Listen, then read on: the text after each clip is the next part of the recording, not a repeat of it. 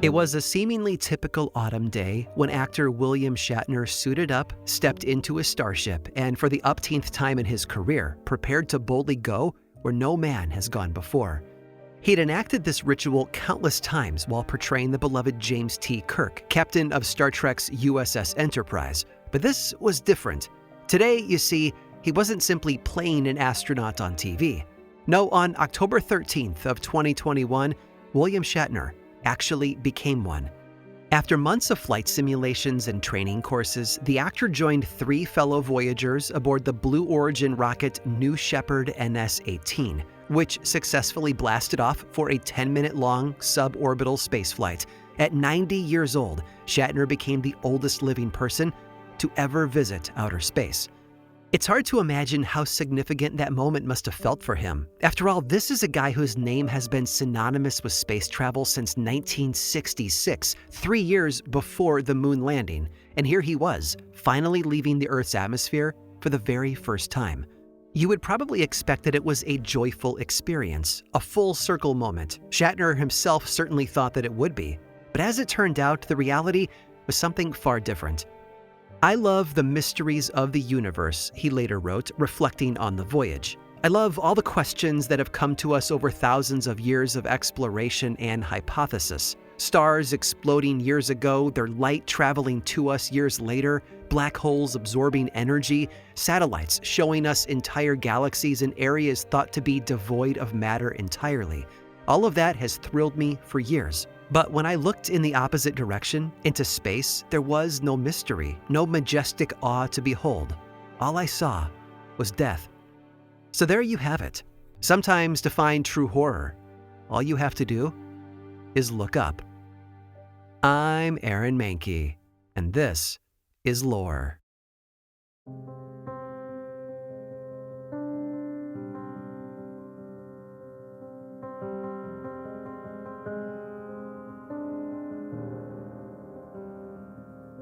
The spacecraft was called Soyuz 11, and in 1971 it had just returned to Earth after what everyone thought had been a successful round-trip mission to the world's first space station.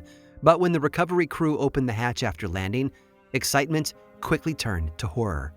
The 3 men inside were very, very dead. Dark blue patches mottled their faces, trails of blood ran from their noses and ears, and it soon became clear what had happened. Soyuz 11 had accidentally depressurized while undocking from the space station some 100 miles above the Earth. The cosmonauts were gone before their journey home had even begun, and no one on the ground had any idea. It's a grim tale, but here's the really surprising thing about the Soyuz 11's casualties. These 3 astronauts are the only people to have ever died in outer space. That's right. Out of the 600-something explorers who have journeyed into the great unknown outside of our atmosphere, a mere 3 of them have lost their lives, and on the same expedition, no less. For most of us, our knowledge of space comes from media like Star Wars and Star Trek, chock full of action, adventure, and yes, lots of death. But in reality, there's only been one single deadly accident more than half a century ago. Honestly, not bad odds. But then again, that's just counting people who died while actually in outer space. If you add in those who perished in their attempts to get there, well then that number becomes absolutely horrific. Take, for example, the fire that broke out during the launch simulation of Apollo 1, killing 3 astronauts back in 1967, or a parachute failure that same year in which the lone cosmonaut aboard Soyuz 1 was reduced to, and I quote, "a lump 30 centimeters wide and 80 centimeters long." Then there's the Challenger disaster, which I got to watch happen in real time on a TV alongside my entire 6th grade class because our teacher wanted us to watch another teacher go into space. It's a bit of childhood trauma that I will never forget. Add to that the 7 deaths from 2003's Columbia shuttle disaster, and well, when you start adding it up, space travel clearly isn't the safest of pursuits. And that's not even counting the dogs, cats, monkeys, mice, rats, rabbits, turtles, fish, geckos, and various insects who have perished in the name of spaceflight. And with all that uncertainty, it makes sense that astronauts will try just about anything if it means being a little safer. They may be literal rocket scientists, but they're also some of the most superstitious people on the planet, and off the planet for that matter. American astronauts, for example, will religiously eat scrambled eggs and steak before launch. Why? Well, because that's what Alan Shepard ate right before he became the first American in space in 1961. And while this breakfast of champions is strictly ritual-based for today's high flyers, it wasn't a random meal choice for Shepard. In fact, the menu was carefully designed by the Aerospace Medical Lab due to its low fiber content, which was important. You see, Shepard's 15-minute suborbital flight plan didn't exactly include a bathroom break, and a low-fiber meal would help reduce the need to go. Now, American astronaut superstitions go far beyond the dining hall. According to tradition, once the mission commander on American space flights suits up, they must win a card game against the tech crew before heading to the launch pad. The game of choice is usually called Possum Fargo, and the rules are simple. Each player draws 5 cards, and the lowest poker hand wins. And you might be wondering, what happens if the commander doesn't draw the lowest hand? Well, then they keep playing until he does. And apparently there have been multiple occasions where the card game came dangerously close to messing up a launch schedule. In another example, at NASA's Jet Propulsion Lab, or JPL in Southern California, mission control engineers eat Lucky Peanuts before launch. Way back in the early 60s, when JPL was attempting to send a probe to the moon, only for it to fail not once, not twice, but 6 times. By the 7th attempt, spirits were pretty flagged, so the engineer decided to boost morale by handing out some peanuts to snack on. Lo and behold, that 7th try was the charm. So ever since then, peanuts at launches are a required snack. Oh, and yes, this is the same JPL whose founder was super into satanic rituals and attempting to summon the Whore of Babylon along with his buddy L. Ron Hubbard, but I digress. Of course, it's not only American astronauts who get a little woo-hoo before blastoff. Russian cosmonauts have a whole host of their own superstitions. One of the most common involves having a little movie night on the eve before a launch. They always watch the same film, too, a Russian action movie called White Sun of the Desert. This good luck ritual started in 1973, when Soyuz 12 astronauts watched the film before a mission, which was obviously a bit stressful given the fate of Soyuz 11, right? According to 12's commander, the movie's protagonist, Comrade Sukhoi, became like a third crew member to them during the trip, which ended up being a huge success. And Russian rituals don't end there. Most of the others revolve around the cult-like worship of Soviet pilot Yuri Gagarin, which makes sense. After all, in April of 1961, Gagarin became the first human being ever in space, and since then, Russian cosmonauts have been attempting to so precisely replicate every moment leading up to that first flight. And this includes planting a tree alongside a special grove, signing their door at the Cosmonaut Hotel, and getting a haircut 2 days before launch. Most famously, though, that would be the tradition of stopping outside the bus that brings them to the launch pad, approaching the back right tire, and peeing on it. And yes, you heard that right. You see, according to the legend, Gagarin did this before his first ever flight, assumedly out of a genuine need rather than urinary spellcasting. But today, it is a must. It's also important to pay respects to Yuri Gagarin directly. Although he died in a plane crash in 1968, his office has been frozen in time as a museum. Impending voyagers will make pilgrimages to his desk there to sign a guest book and also lay flowers on his final resting place at the Kremlin Wall necropolis. And finally, there's one last important step. You have to ask Yuri Gagarin's permission to enter the skies, which might be a problem given the fact that he's dead, but don't worry, the Russian astronauts know exactly what to do. They simply beg the blessing of Gagarin's ghost.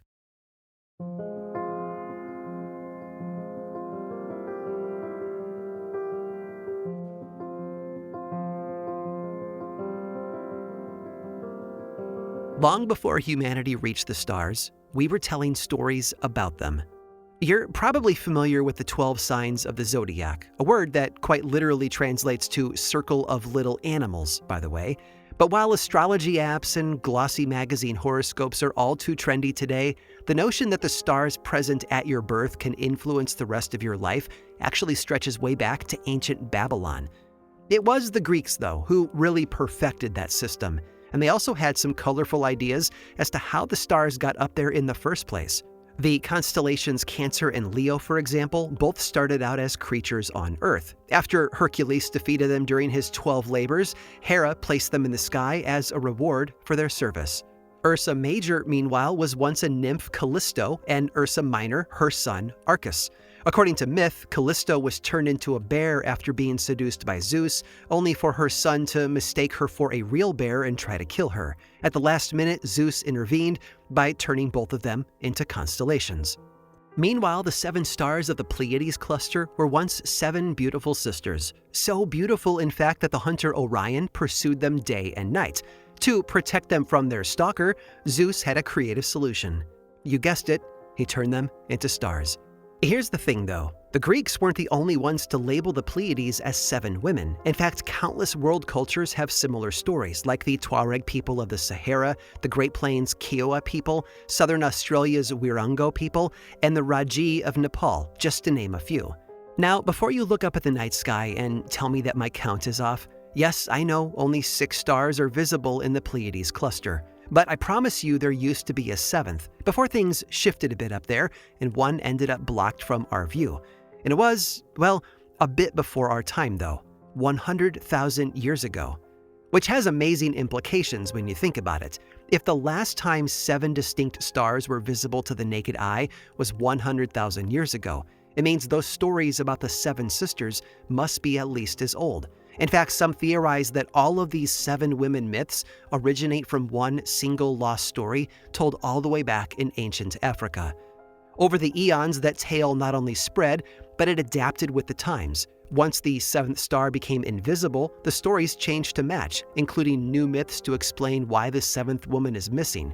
In some, she's hiding in shame after marrying a mortal, and in others, she's dead or abducted. And in still others, she's simply too ugly to show her face.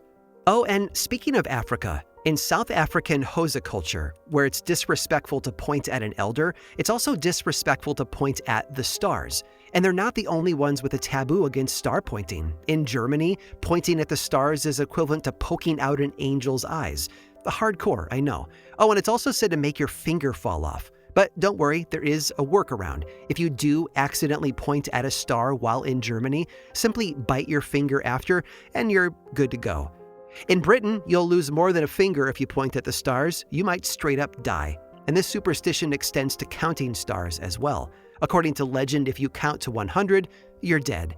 In Brazil, though, things are a little less dire. If you point at the stars there, you'll merely get a wart on the offending finger. Now, with all that said, stars aren't the only celestial bodies that have made their way into humanity's folklore. Comets have long been interpreted as portents by cultures all around the world. Portents of what exactly? Mostly some type of horrible doom, but occasionally they could be good omens as well.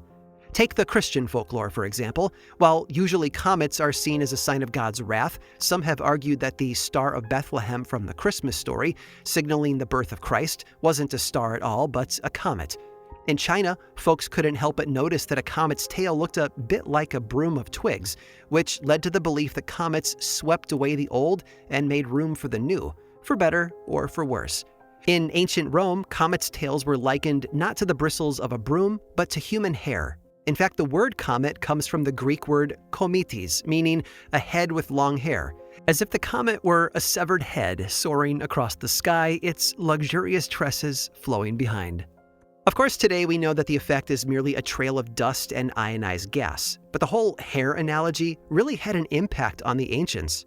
When Roman Emperor Vespasian was warned about a coming comet, he insisted that whatever omen it brought didn't apply to him, so not to worry about it. How was he so sure? Why, because he was bald, of course. So clearly the comet was a message for the king of Parthians instead, his very hairy neighbor. All around the world and across the pages of history, it's clear that comets have been ominous signs. But at least they're the kind of signs that stay in the sky, right? Well, unfortunately, if the stories are true, that assumption would be terribly wrong.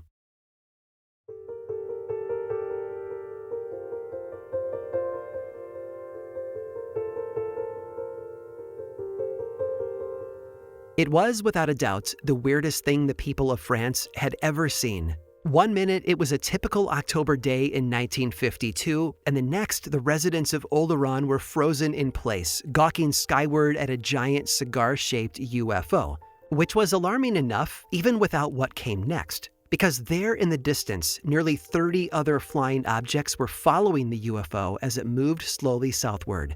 In the words of the local high school superintendent, To the naked eye, they appeared as featureless balls resembling puffs of smoke, but with the help of opera glasses, it was possible to make out a central red sphere, surrounded by a sort of yellowish ring.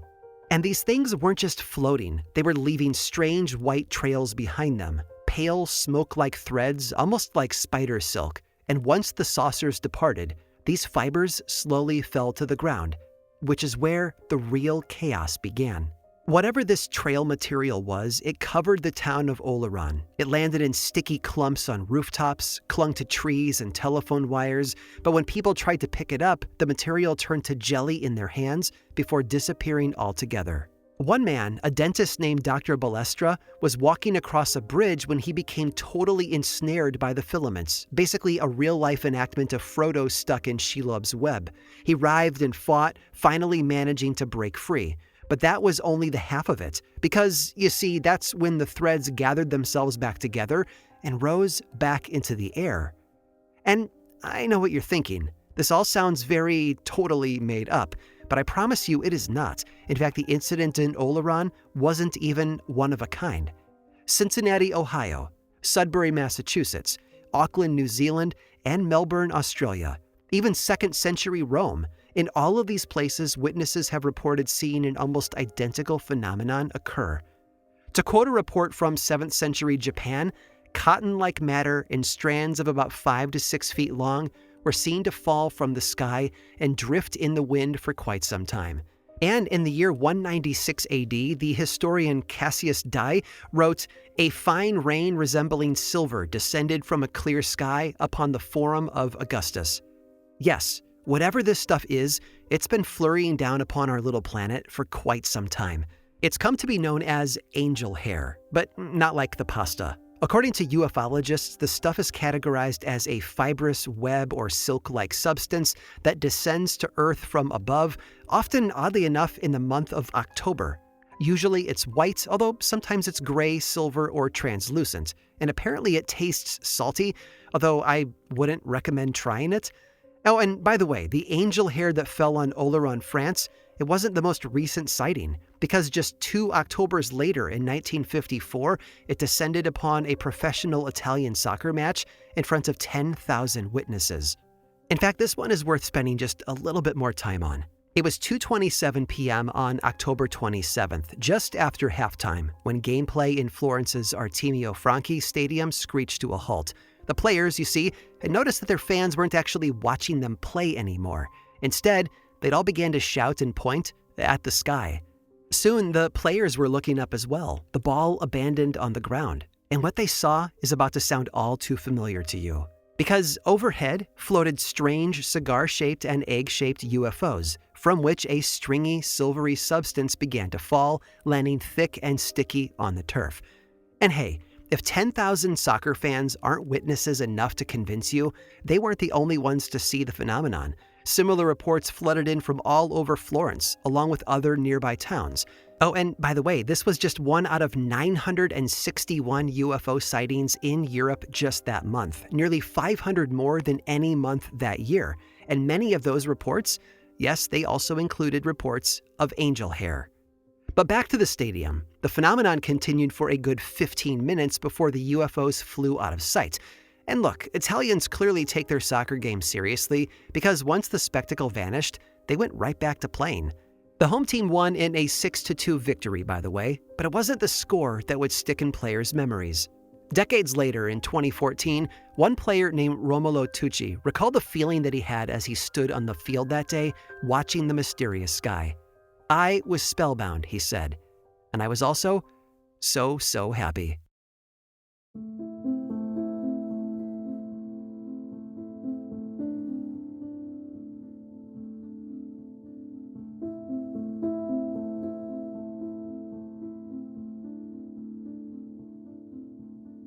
All the wars ever fought, all the art ever made, and all the music ever composed, every love story and every heartbreak, it's all taken place right here, on this tiny blue planet, barely a speck in the vast expanse of the universe. And yes, maybe there are other livable planets. Maybe there's even intelligent life out there. But if there's one thing more terrifying than the idea of something out there, It's the hollow, isolating notion that perhaps we really are utterly and entirely alone. And so we tell stories. We transform the stars into characters with names and feelings and faces. We devise rituals to appease the cosmos, as if that dark expanse cared for us at all. In other words, we bring the void to life. Of course, not every space encounter is just a story. Stringy alien angel hair really has fallen from the sky, but there are those who believe that even that has an earthly explanation. Some theorize that the gunk that fell on France and Italy in the 1950s was a substance called chaff, a tangle of tiny fiberglass and aluminum wires that planes will drop to disrupt radar. Perhaps a military fighter jet was training that day and inadvertently released the stuff on unsuspecting citizens. And sure, that might explain some of the events of the 1950s, but what about the angel hair sightings from back before chaff, or before planes for that matter, were even invented? Well, some have an explanation for that as well. Remember how I mentioned earlier that these angel hair sightings are most frequently reported during the month of October? Well, here's something else that occurs in October as well. Spider migration. Now, apologies in advance to the arachnophobes out there because I'm about to drop a whole new nightmare on you. Literally, it's called ballooning. Basically, after certain species of baby spiders hatch, they disperse by catching a ride on the breeze, assisted by long strands of their silk. And if you have enough floating spiders, the silk can get all tangled up into a big silvery cloud of cobweb soaring through the sky. Oh, and by the way, ideal conditions for this happen to be calm, sunny autumn days, just like the weather during those incidents in France and Italy. And I know what you're thinking. What about those oblong spacecraft seen spewing this stuff? Well, apparently when light reflects off these spiderweb balloons, it can cause all sorts of optical illusions, like making a glob resemble a single solid object. It is a pretty good explanation, and in most cases, probably exactly right. But it may not be good enough for those cases in the 1950s. Because, you see, I left out one tiny detail from that 1954 soccer match. As sticky strands overtook the stadium, one quick-thinking journalist scooped up some of the substance and tucked it away, and then he took it to a lab at the University of Florence. Chemical analysis revealed it to contain calcium, magnesium, boron, and silicon. But do you know what is very much missing from this little cocktail? That's right. It has neither plane chaff nor spider silk.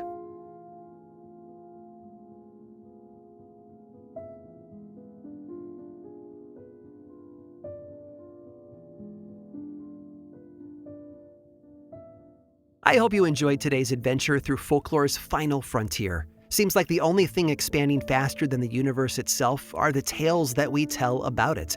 But we aren't done with airborne legends just yet. In fact, I've been hiding one last story under the rug that's just about ready to fly. Stick around through this brief sponsor break to hear all about it.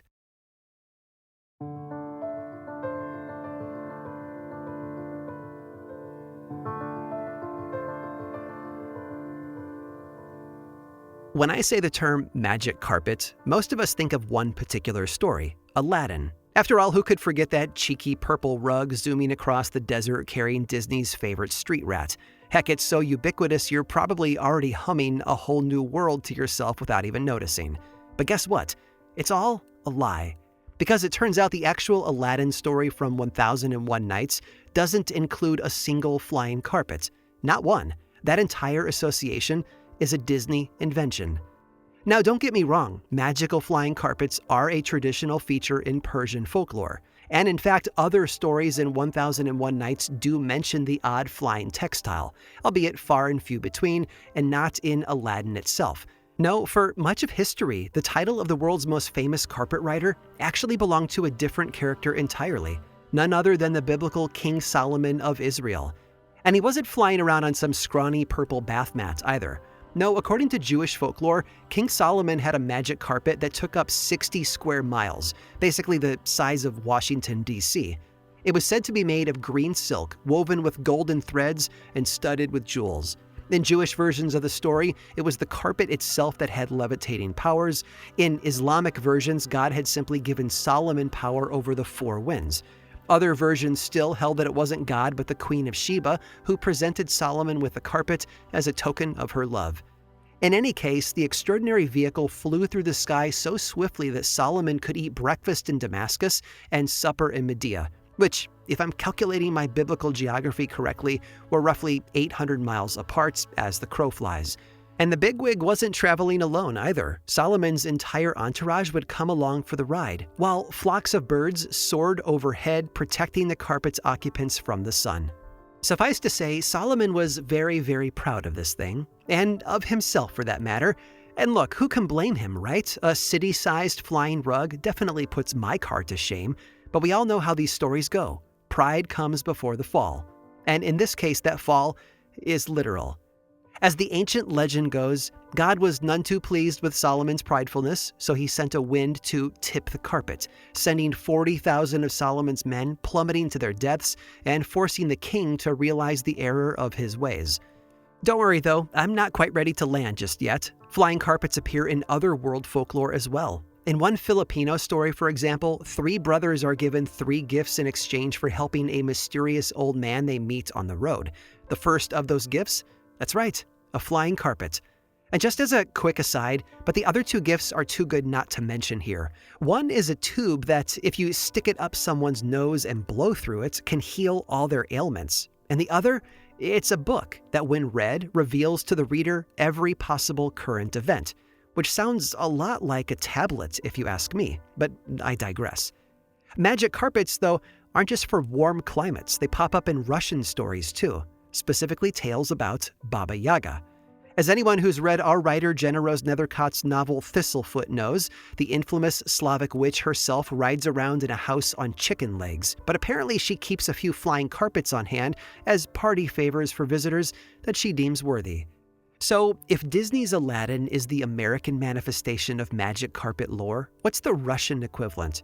Well, for that, let me direct you to a little 1940s propaganda poem called The Wonderful Carpet. In this Soviet story, 2 little girls fly over the USSR on a beautiful tapestry. What image is on this magical tapestry, you might ask? Well, that would be none other than an intricately woven portrait of Joseph Stalin's face. Talk about rolling out the red carpet.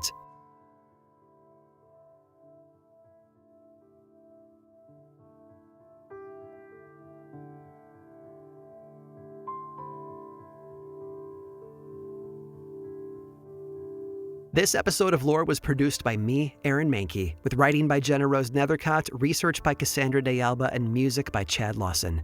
Just a reminder, folks, I have a brand new history book that's coming out this year on August 4th. It's called EXHUMED, and it explores the roots of the New England vampire panic through the lens of centuries of folklore, medical advancements, and pseudoscience.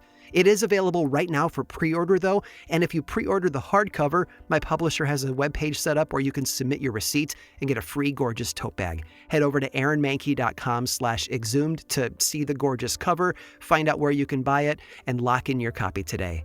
Don't like hearing the ads? There's a paid version of Lore on Apple Podcasts and Patreon that is 100% ad-free. Subscribers also get weekly mini bonus episodes we call Lore Bites, and Patreon members get discounts on merch and access to my inbox. Learn more over at lorepodcast.com/support. You can follow the show on social media platforms like Instagram, Blue Sky, Threads, and YouTube. Just search for Lore Podcast, all one word, and then click that follow button. And when you do, say hi. I like it when people say hi.